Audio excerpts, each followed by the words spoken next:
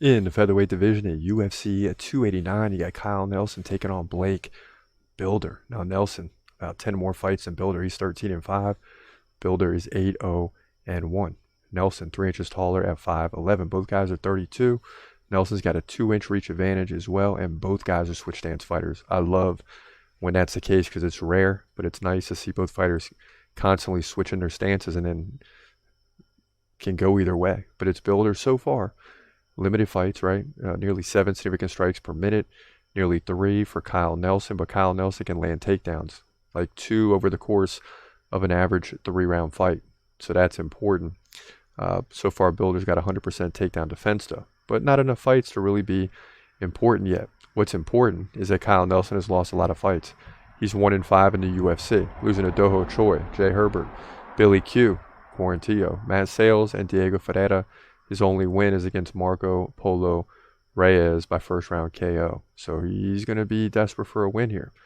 Bilder 2-0, beating Shane Young by decision, and Alexander Morgan at the Contender Series by submission. So, tough fight to predict, man, because you got a guy in Kyle Nelson that came in like 12-0, right? Similar to Blake Bilder right now, and has lost 5 out of 6. It's a rough start. But what that tells me is he's going to be hungry here. That tells me he's going to be hungry. And we've already gone with some fighters on the card that are underdogs. And why not go with Kyle Nelson here? Right? I mean, 1-5, probably a lot of people are going to be going against him, thinking he's going to lose. And Blake Bilder's a pretty darn good fighter. I won't be surprised if he wins at all. But I like the experience. And, they're both 32, so the age shouldn't be a factor, but it is a factor for Kyle Nelson because he started out 12-0. He struggled a little bit, but he's desperate now. He's got to win this fight. If not, he's probably going to be out of the UFC. So look for a desperate fighter in Nelson, and he'll get the job done that way to move to 14-5. Forget the numbers.